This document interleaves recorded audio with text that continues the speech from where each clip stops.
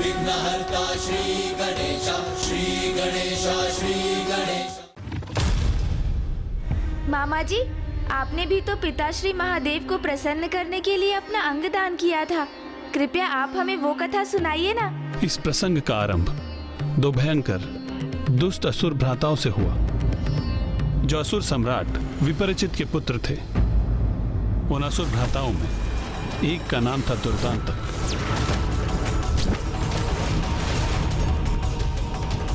और दूसरा था जरांतक। इतनी अपार शक्ति के स्वामी थे दोनों कि वो अपनी संयुक्त शक्ति से बड़ी सेना को पराजित कर सकते थे। और उन दोनों के एक साथ आने से न केवल उन दोनों की अपितु उनके शस्त्रों की भी शक्ति बढ़ जाती थी।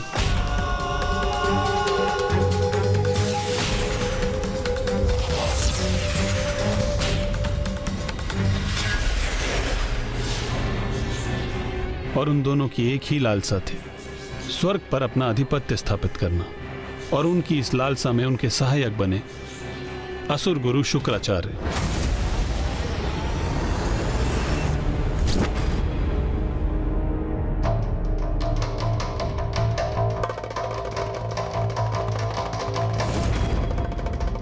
प्रणाम असुर गुरु शुक्राचार्य।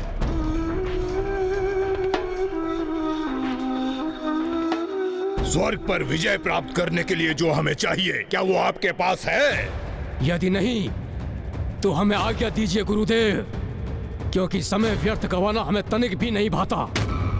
जो उपहार मैं तुम्हें देने वाला हूं, उसके बिना ही स्वर्ग पर आक्रमण करोगे तो व्यर्थ ही अपना समय गवाओगे। अच्छा, तो हमें शीघ्र ही बताइए, क्या है वो? बताइए बताइए, वो क्या है जिसको पाने के बाद हम स्वर्ग पर विजय प्राप्त कर सकते हैं?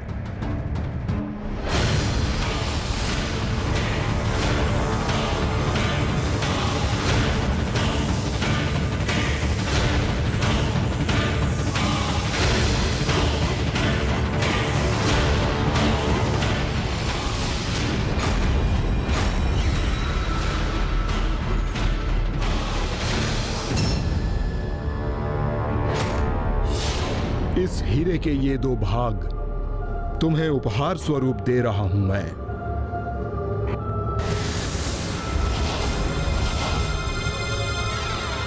ये कैसा परिहास कर रहे हैं गुरुदेव? हीरा, वो भी दो भागों में विभाजित, ये दे रहे हैं आप हमें? इसका हमें क्या लाभ? गुरुदेव, शायद आप भूल रहे हैं, हम असुर हैं, असुर, देवता नहीं। रक्त का लाल रंग ही हमें भाता है, वही बनता है हमारा आभूषण। ये हीरे और मोती नहीं। मूर्ख, ये आभूषण नहीं, वो अचूक उपाय है जिसकी सहायता से तुम देवताओं को पराजित कर सकोगे। ये वो स्थान है जिसमें तुम्हारी संपूर्ण सेना सुरक्षित रहेगी। ये वो छल है जिसे देवता कभी भेद नहीं सकेंगे। जो तुम्हें साधारण हीरे के दो टुकड़े प्रतीत हो रहे हैं, उनका एक दूसरे के साथ जुड़ाव होते ही वो एक मायावी अभेद्य दुर्ग में परिवर्तित हो जाएंगे।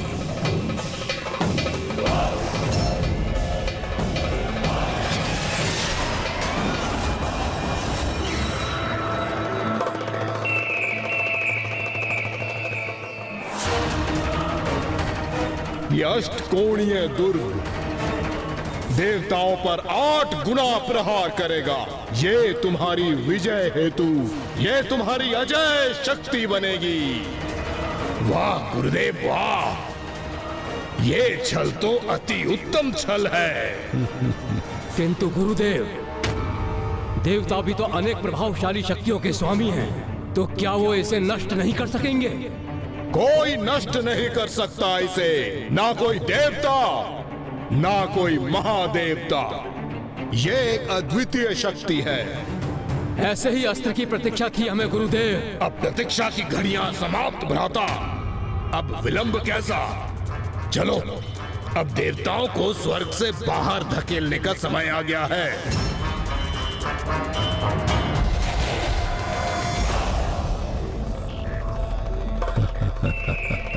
और देवताओं को उन पर आने वाले संकट का तनिक भी आभास नहीं था।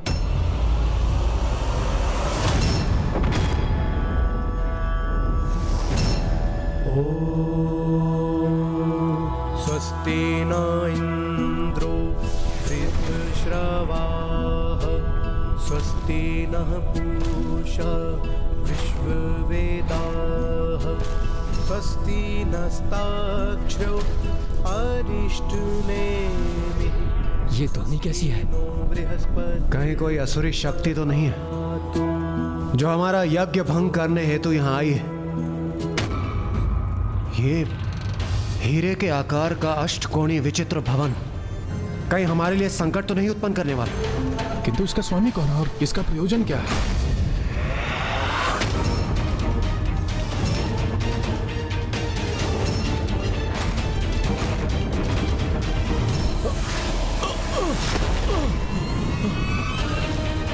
इसने तो हमारी यज्ञ विधि को ही नष्ट भ्रष्ट कर दिया। सावधान देवगण, हम देवताओं पर किसी असुर का आक्रमण है ये।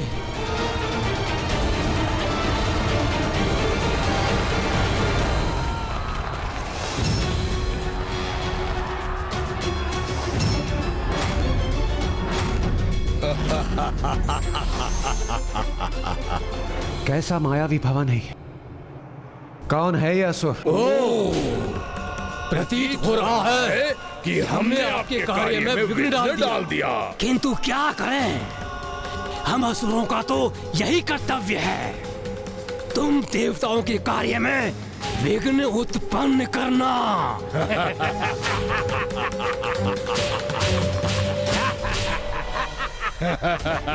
इस अष्टकोणीय भवन में कहाँ स्थित है ये असुर?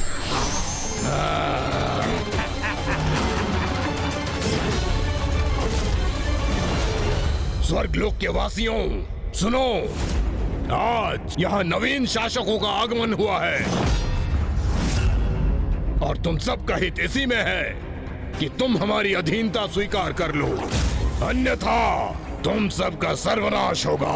दुष्टासुर, हमें आतंकित करने का प्रयास मत करो।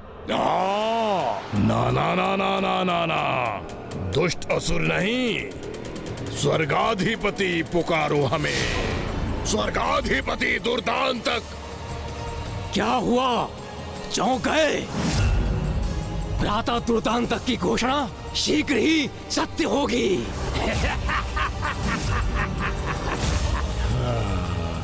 भ्रम है ये तुम्हारा, तुम्हारे स्वप्न में ही सत्य हो सकती है तुम्हारी ये घोषणा।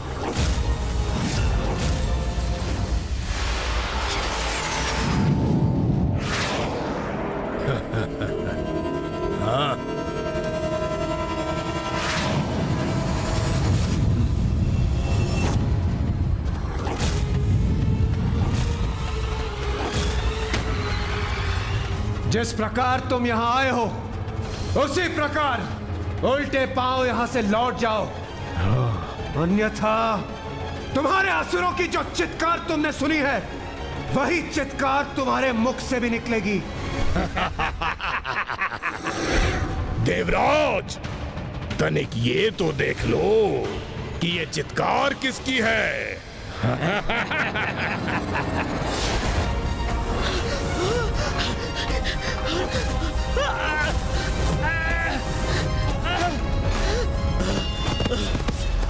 दुष्टासुर, तुम्हारी इस माया का उचित दंड दूंगा मैं तुम्हें।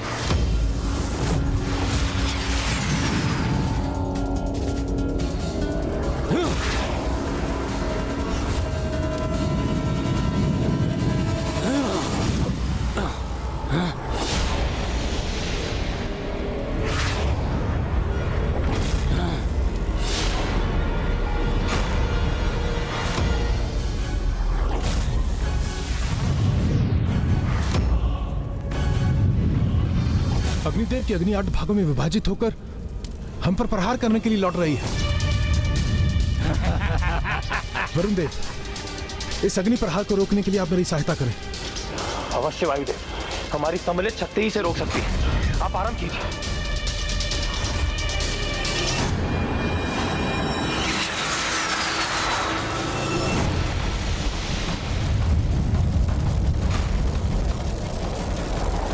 कैसी अष्टकोणीय आकृति है ये, जिसके कारण मेरा वार असुरों के स्थान पर देवताओं को ही कष्ट पहुंचाने लौट पड़ा। चिंता मत कीजिए देवगण, मैं अभी अपनी वज्र की शक्ति से इस अष्टकोणीय दुर्ग भवन को ही नष्ट कर देता हूं।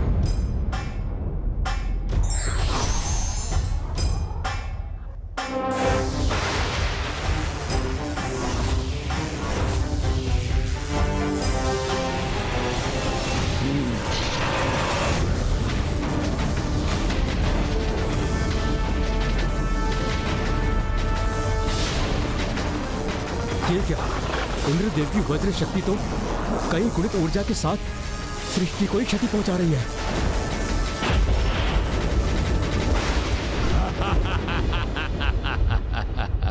देवराज, ये भवन तो आपके वज्र के प्रहार से भी नष्ट नहीं हुआ, इसने हमें और संकट में डाल दिया। आप उचित कह रहे हैं वायुदेव, इस प्रकार तो मेरी ये वज्र की शक्ति लौटकर समस्त सृष्टि का ही विनाश कर देगी। अब हम कैसे रोकें इसे? मैं स्वयं पर इसका आघात लेकर रोक दूंगा इस शक्ति को और सृष्टि की रक्षा करूंगा।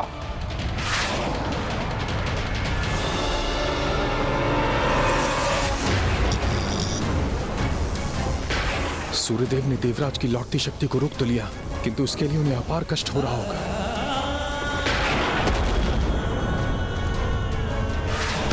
सूर्यदेव,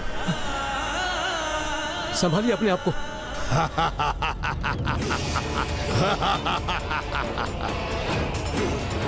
देवताओं सुनो, ध्यान से सुनो।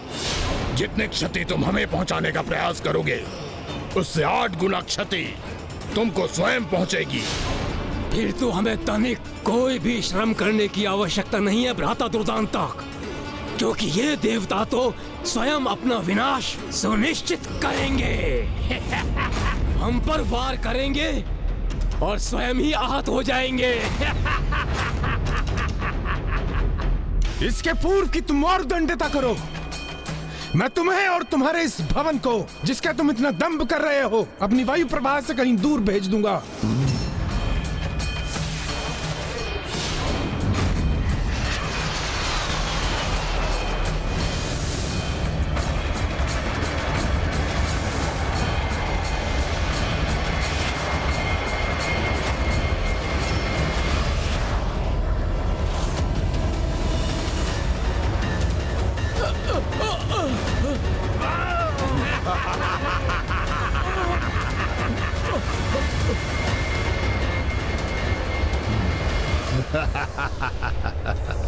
जाओ देवताओं, जाओ, और कभी यहाँ दोबारा आने का दुस्साहस मत करना।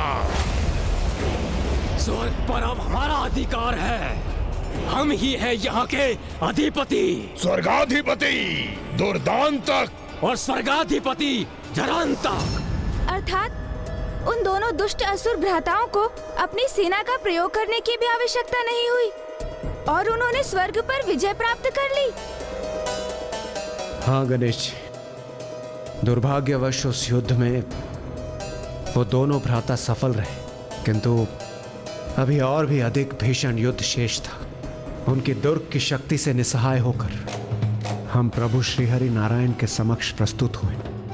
उन्हें अपनी दुर्दशा की सूचना देकर उनसे सहायता प्राप्त करने हेतु। अर्थात जरांतक और दुर्दांतक को परास्त करने के लिए हमें सर्वप्रथम उनके हीरे के अष्टकोणीय दुर्ग को नष्ट करना होगा।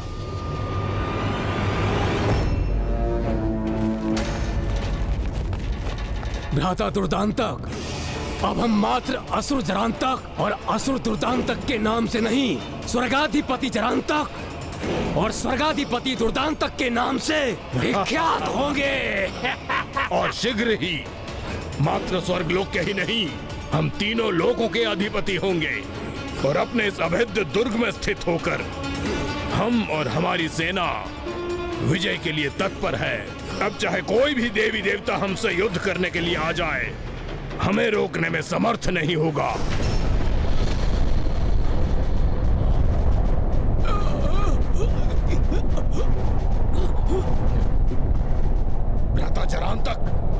ऐसी वायु प्रभा का आभास हो रहा है।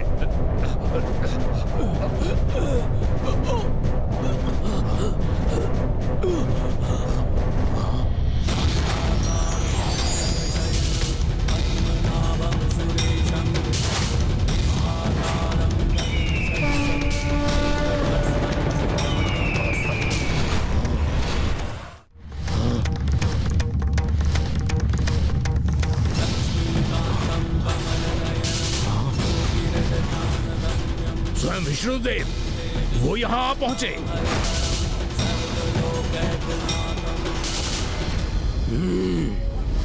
प्रतीत होता है भीरू देवता इनसे शरण मांगने पहुंच गए।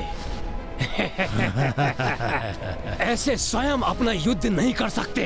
ऐसे दुर्बल, ऐसे निर्लज्ज देवता स्वर्ग में वास करते हैं, ये तो हमें ज्ञात ही नहीं था।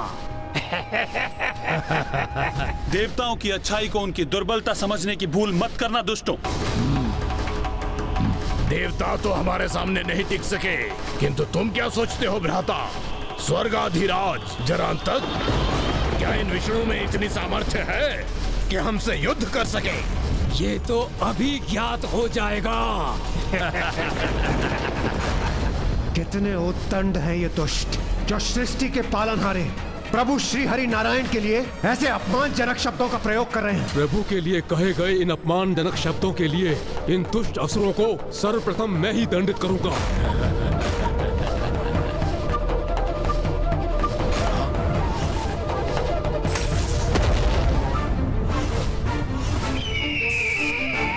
अपने पंजों के प्रहार से नष्ट कर दूंगा इस हीरे के भवन को मैं। ये क्या करने का प्रयास कर रहे हैं? इतना अथक प्रयासों के पश्चात भी गरुड़ जी उस अष्टकोणीय दुर्ग को क्षति पहुंचाने में असफल हो रहे हैं।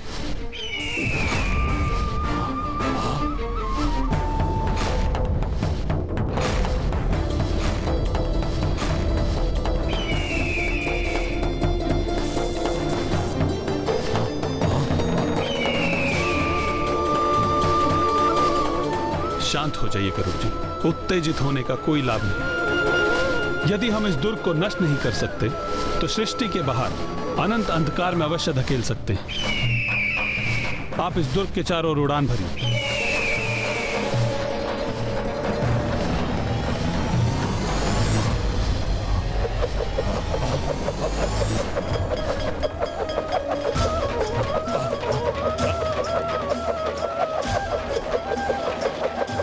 अष्टकोणीय दुर्ग के चारों ओर श्री हरि नारायण ने जो गति उत्पन्न की है, अब वही गति दुर्ग को अंधकूप की ओर धकेल रही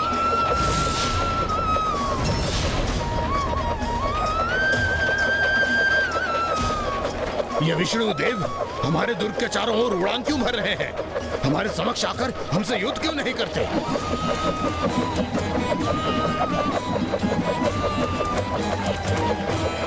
ये क्या कर रहे हैं? ये तो हमें भी संकट में डाल रहे हैं। हमारा दुर्ग तीव्र गति से घूम रहा है।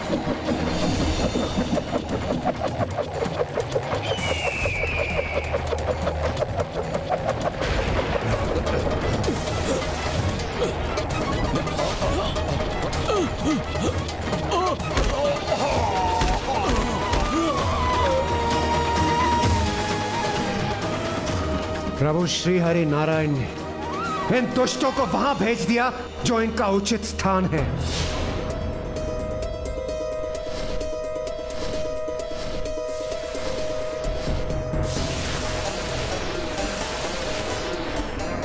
ब्रह्मांड के सिरे पर अंधकूप के समान अंधकार का जहां विस्तार होता है, वहां भेज दिया है प्रभु ने उन्हें।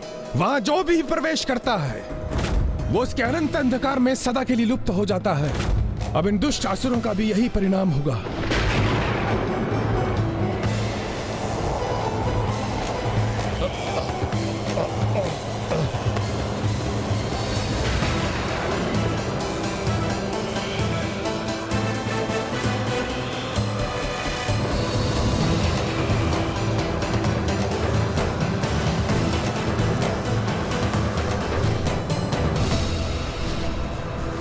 आज ये दो दुष्ट ही नहीं इनके साथ इनकी पूरी सेना भी उस अंधकारी कूप के अनंत अंधकार में जाकर नष्ट होगी।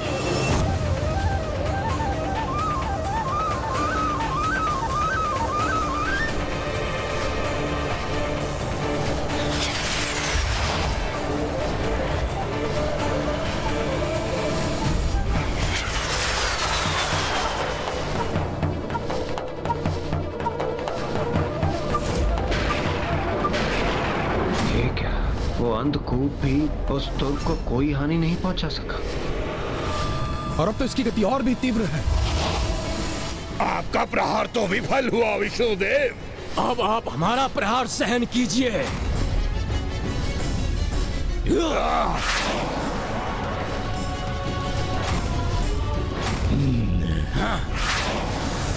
सावधान प्रभु।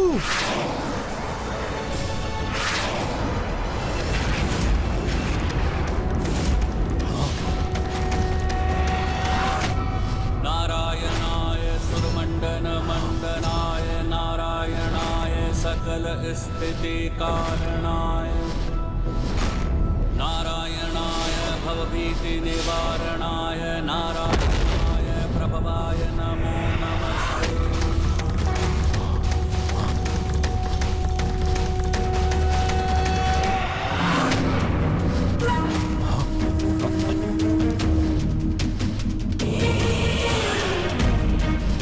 जिस प्रकार मैंने तुम्हारे इस अस्त्र को नष्ट किया, उसी प्रकार तुम्हारे इस दुर्ग को भी नष्ट करूंगा।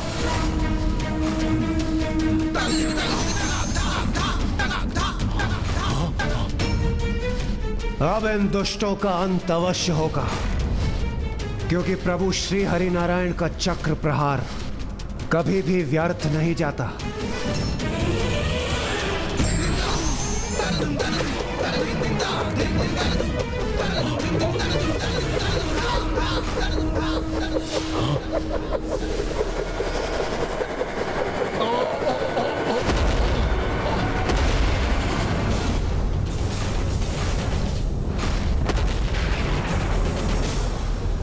तो अंततः वो आसुरी दुर्ग उस विध्वंस से नष्ट भ्रष्ट हो गया होगा।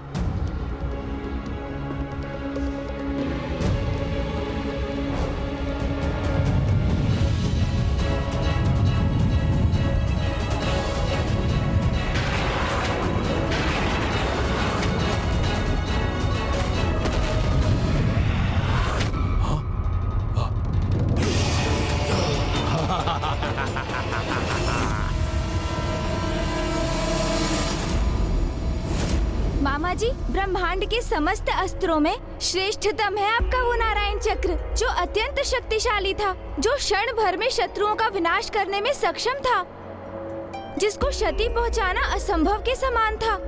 वो भी उन असुरों के हीरे के दुर्ग के साथ टकराकर खंडित खंडित हो गया। हाँ पुत्र, कभी कभी किसी के वरदान और आशीष से प्राप्त अस्त्र असंभव को भी संभव बना देते हैं और शक्तिशाली दिव्य अस्त्रों को भी नष्ट करने में सक्षम होते हैं। किंतु फिर उन दुष्टों का सामना करने के लिए क्या उपाय शेष था आपके पास मामा जी?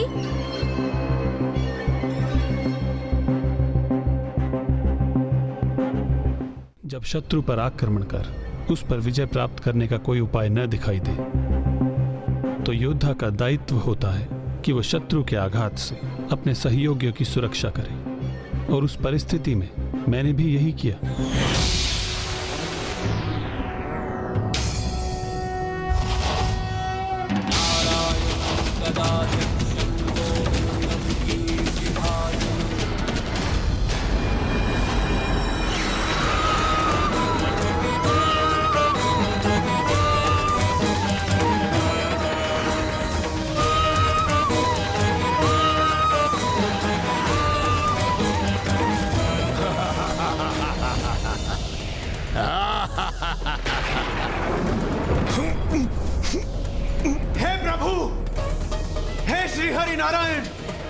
सृष्टि के पालनहारे, हमारी रक्षा का कोई उपाय कीजिए प्रभु।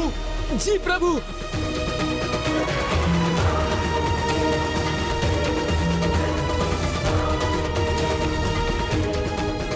देवताओं, अपने इस विष्णु से सहायता की कोई आस मत रखो, क्योंकि वो तो स्वयं एक पराजित योद्धा है।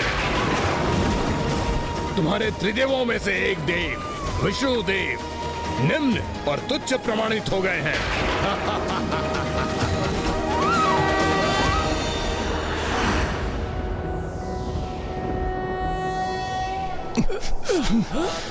हे प्रभु, हे सृष्टि के पालनहारे, सुरेशं विश्वाकारं गगनसदृशं मेघवर्णं शुभांगं लक्ष्मीकान्तं कमलनयनं योगिहृदध्यानगम्यं वन्दे विष्णुं भवभयहरं सर्वलोकैकनाथम्।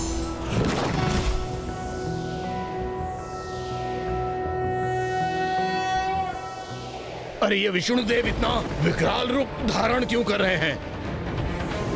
हाँ भ्राता, इनका ये स्वरूप तो हमारे असुर सैनिकों के साथ मुझे भी भयभीत कर रहा है। कदाचित हमें दुर्ग के भीतर जाकर स्वयं को सुरक्षित करना चाहिए।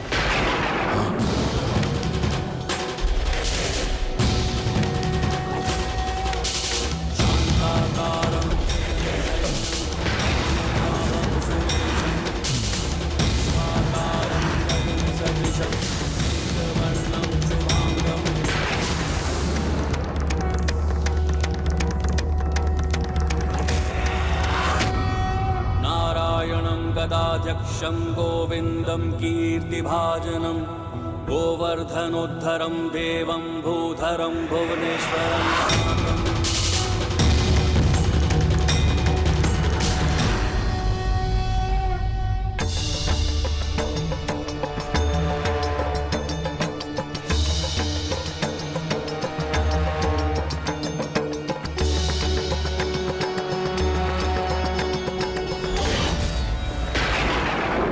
विष्णुदेव, हो जाइए क्रोधित, कर लीजिए आप अपना विकराल रूप धारण, लेकिन आप हमारे इस अभेद्य दुर्ग को ना ही भेद सकेंगे और ना ही कोई क्षति पहुंचा सकेंगे। बस, बहुत हो गई तुम्हारी उदंडता।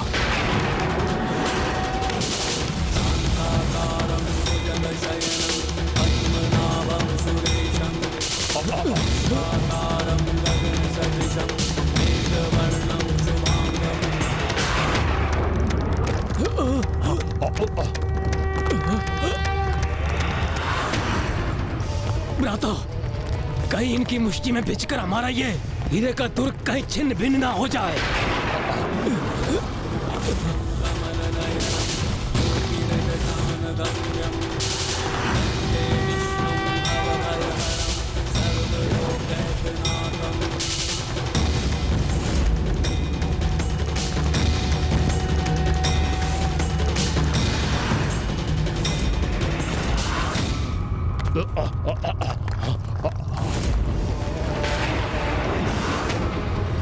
कहा था ना मैंने, आप हमारे इस दुर्ग को कोई क्षति नहीं पहुंचा पाएंगे।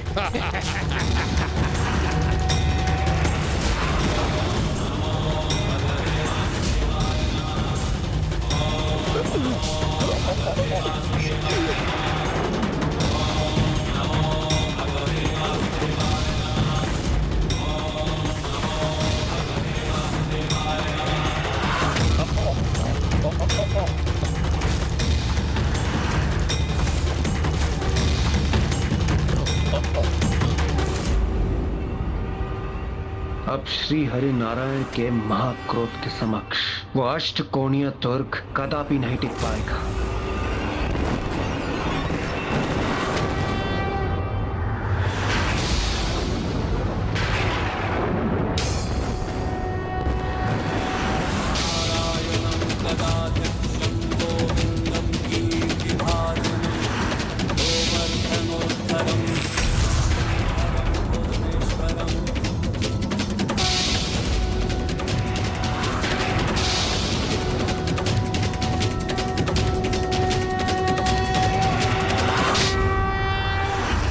प्रभु श्री हरि नारायण, अपने क्रोध को त्याग दीजिए।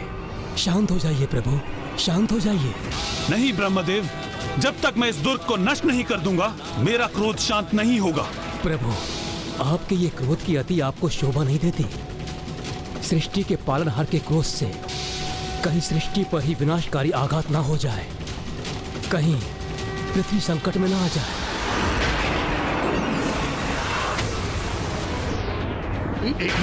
ये क्या हो रहा है? हमें हमारे दुर्ग के साथ यहाँ फेंक दिया विष्णुदेव ने। सृष्टि के पालनहार के क्रोध से कहीं सृष्टि पर ही विनाशकारी आघात ना हो जाए, कहीं पृथ्वी संकट में ना आ जाए।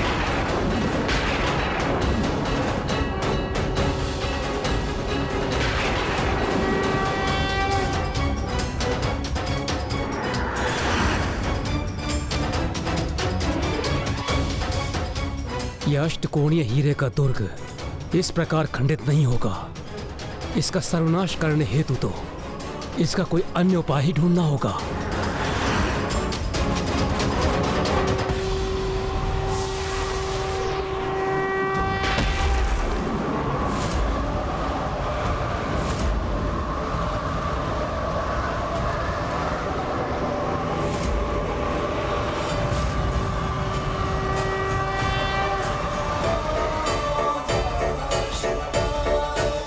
समाधान तो मेरे समक्ष है ब्रह्मदेव।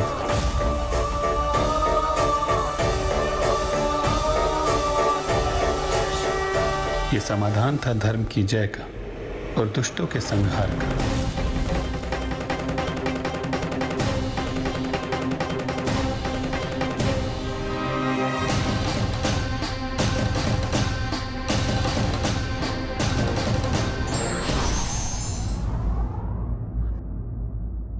एक बहुत बड़ी विजयी के लिए कभी कभी छोटी पराजय का भी सामना कर लेना चाहिए।